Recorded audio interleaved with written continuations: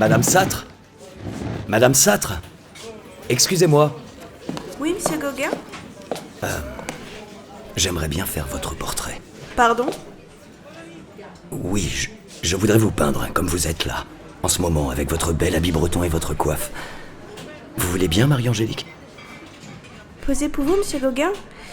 Je n'ai pas trop le temps, ni l'habitude de rester à rien faire. Ne vous inquiétez pas. Laissez-moi faire.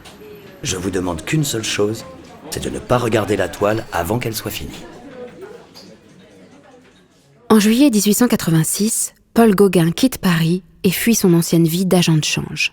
À 38 ans, il veut se consacrer enfin à la peinture. Après un voyage de près de 15 heures en train, il arrive en Bretagne, à Pont-Aven.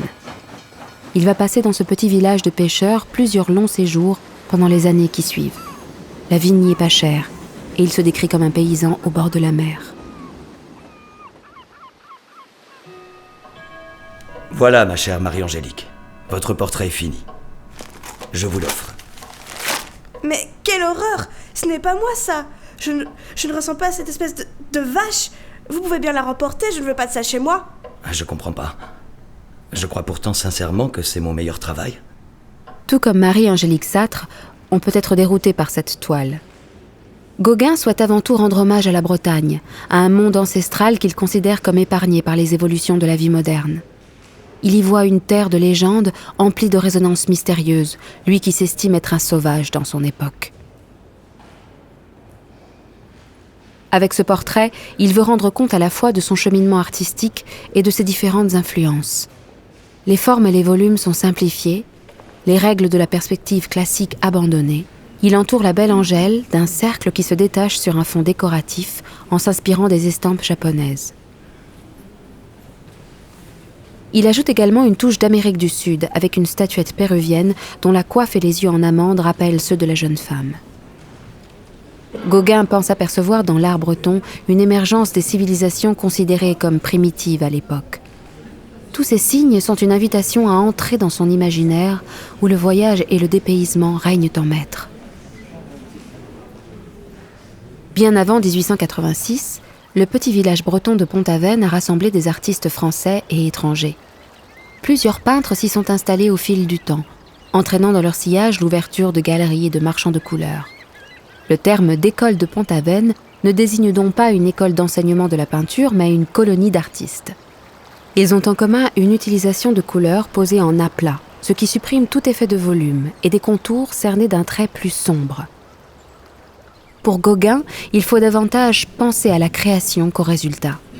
Et surtout, comme il le dit à ses amis, il faut tout oser. Émile Bernard s'impose également comme l'une des grandes figures de l'école de Pont-Aven. Dans cette scène qui paraît plutôt figée, il semble peindre à première vue des Bretonnes assises. Il ne montre pas la réalité, mais ordonne un jeu de formes et de couleurs. La disposition géométrique des robes, des ombrelles et des collines en parfait demi-cercle s'oppose à la verticalité des silhouettes et des arbres. Cette synthèse de formes simplifiées et de couleurs cernées d'un contour plus sombre est une caractéristique forte de l'école de Pont-Aven, appelée le synthétisme.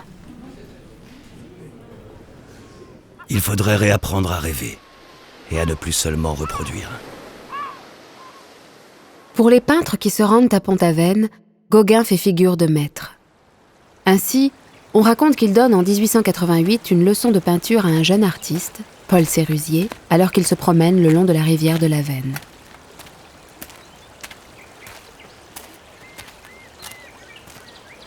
Comment vois-tu ces arbres ? Ils sont jaunes ? Eh bien, mets donc du jaune. Cette ombre ? Plutôt bleus. Peins-la donc avec de l'outremer pur.